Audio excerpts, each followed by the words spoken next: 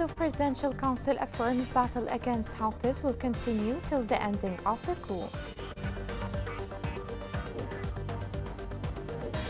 The United Nations mission in Hodeidah urges warring parties to de-escalate in the city.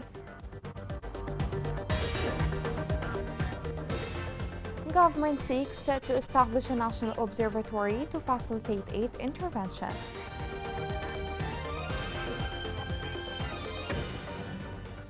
Welcome to Yemen Today TV. This is the English news with me, Roshan Fuad. Head of the Presidential Leadership Council affirmed that the battle with the Houthi militia shall continue until ending the coup. The statement came during a meeting held yesterday with the Supreme Security and Defense Committee in Aden. The Fong report has more details.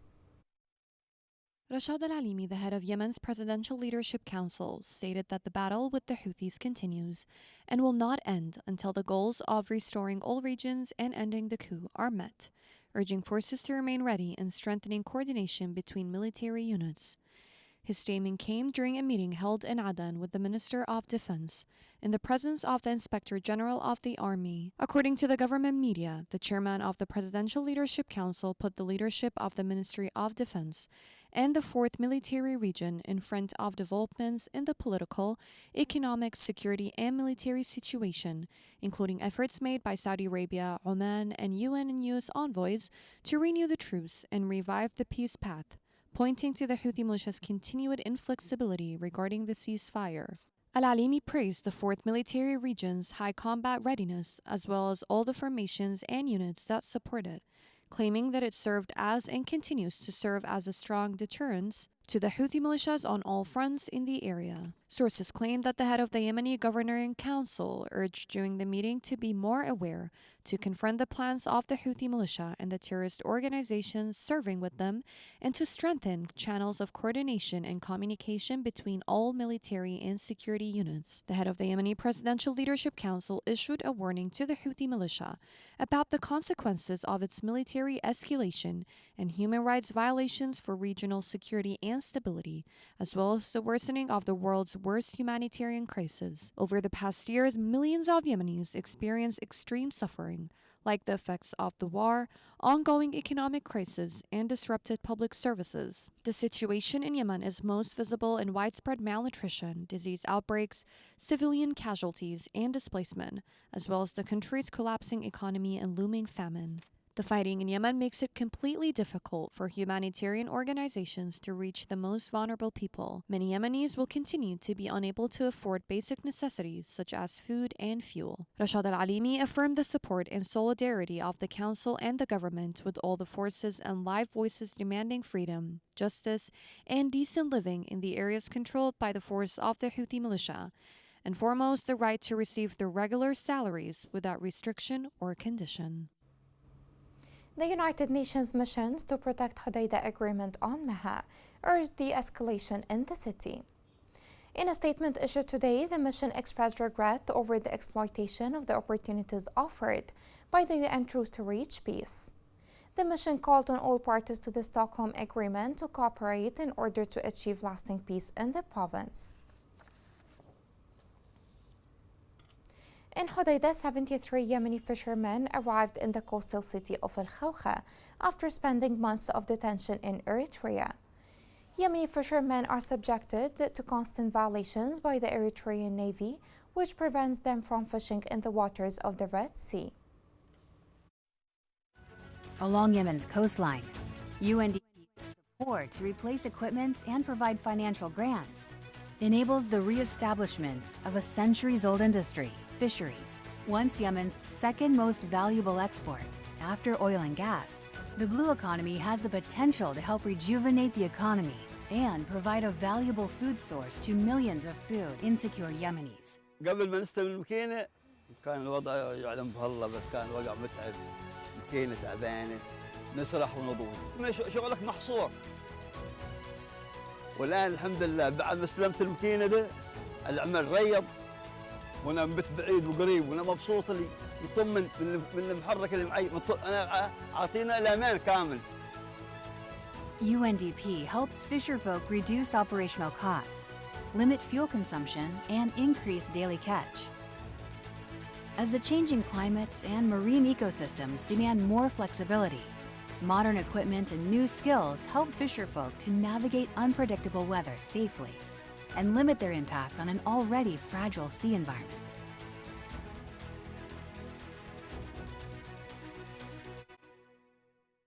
The Houthi militia's arbitrary measures against the private sector and banks and the restrictions it imposed on the movement of individuals, goods, and humanitarian aid continue to threaten peace efforts and harm Yemen's civilians. More on this report is in the following report.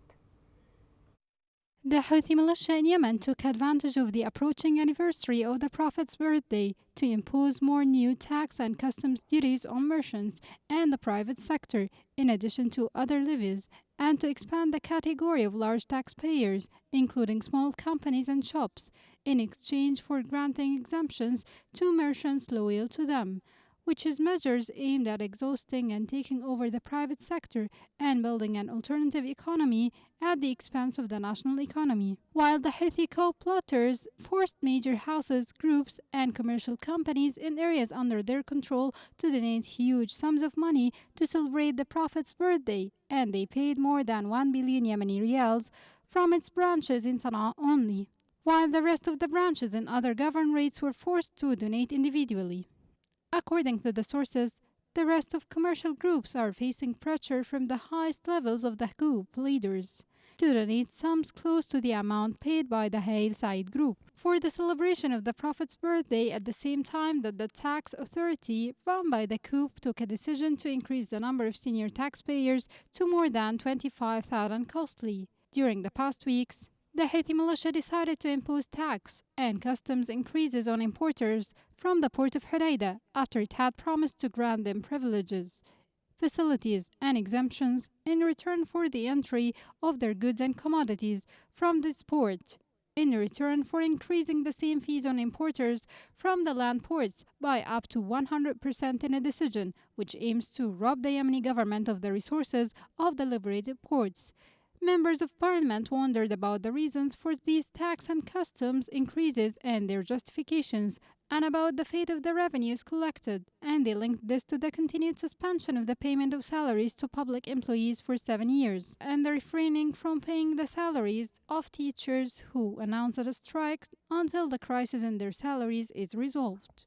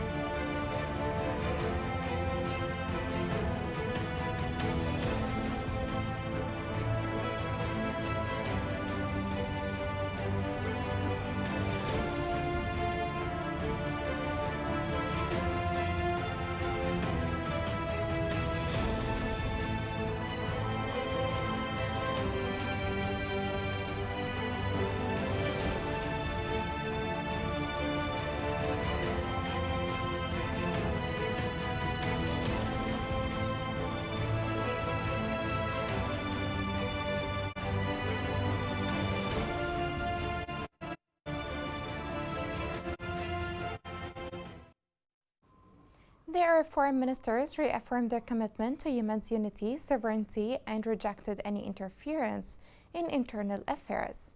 At the meeting of the 160th regular session of the Council of the League of Arab States, at the ministerial level, ministers affirmed the continued support of the Yemeni government in achieving security and stability and alleviate the suffering of the Yemeni people. Hundreds of government teachers in Taiz organized a protest to demand the payment of their salaries. Protesters denounced the official authorities' disregard of their legitimate demands. The protesting teachers complained also about their poor living conditions due to the deterioration of the local currency and the rise in prices. The bare minimum of a teacher's salary is $100 per month, which is not suitable to make a living.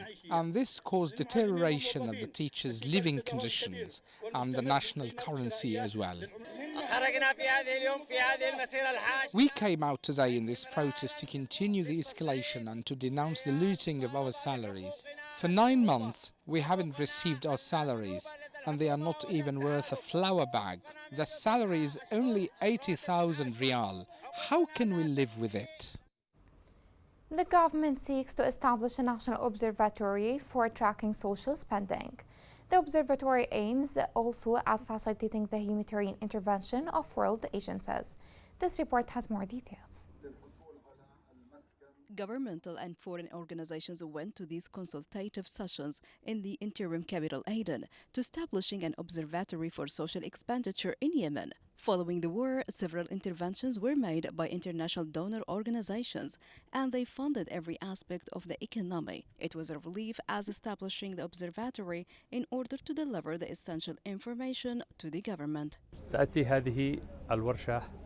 A worldwide social and economic organization financed and organized the observatory, which will be built under the direction of the Ministry of Finance, considering the numerous Arab experiences in this area. A worldwide social and economic organization financed and organized the observatory, which will be built under the direction of the Ministry of Finance, considering the numerous Arab experiences in this area. The launch of the Social Expenditure Observatory is part of Yemen's comprehensive program for economic, financial and monetary reform for the years 2022 through 2025. The launch of the Social Expenditure Observatory is part of Yemen's comprehensive program for economic and monetary reform for the years 2022 through 2025. Coming next.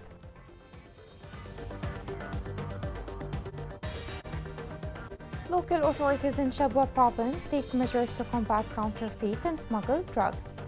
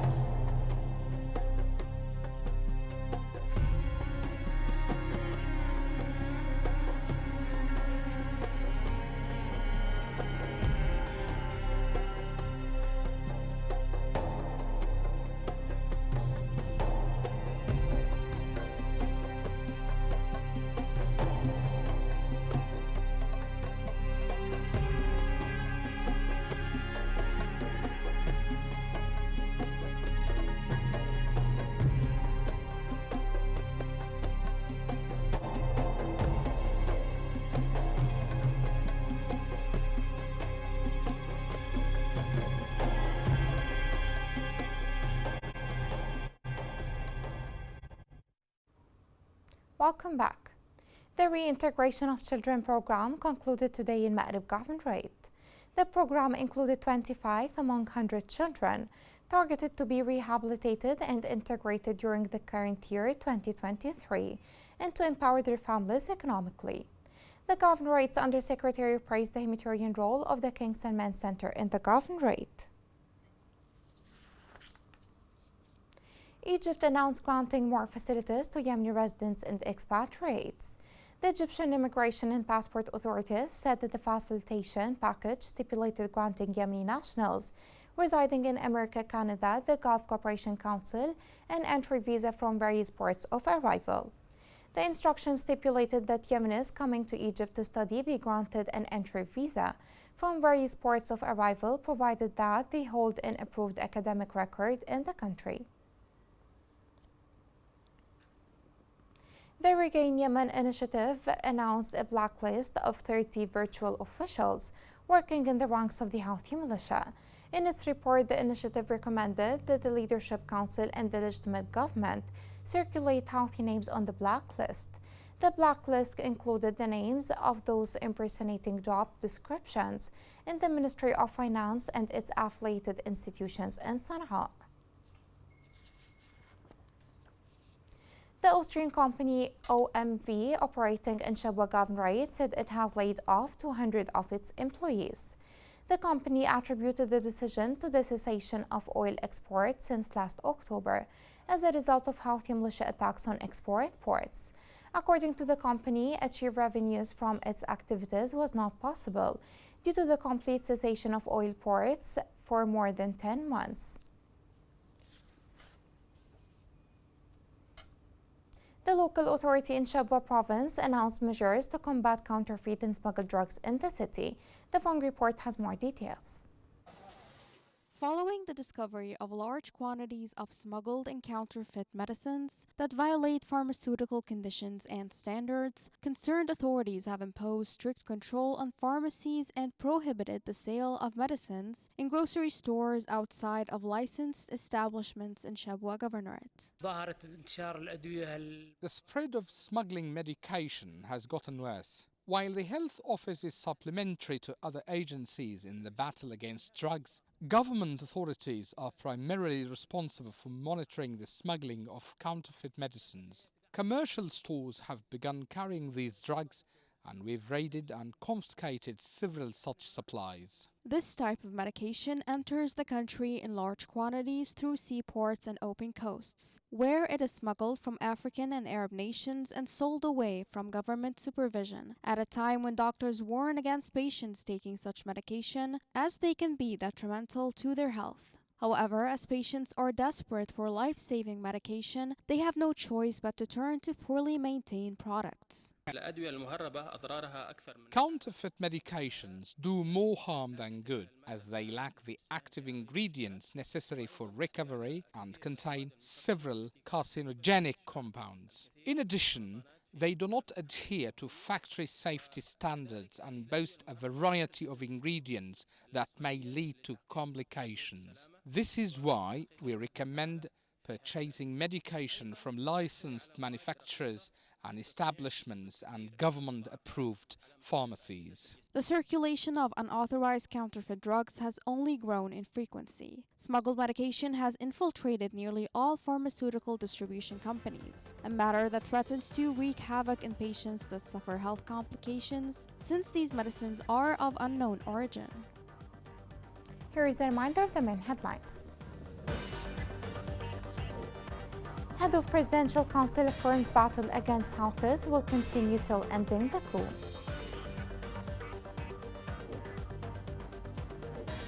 The United Nations mission in Hodeidah urges warring parties to de-escalate in the city.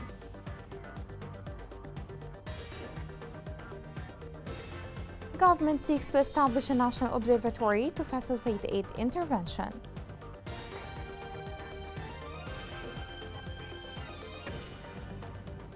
This is the end of the news. Thank you for watching.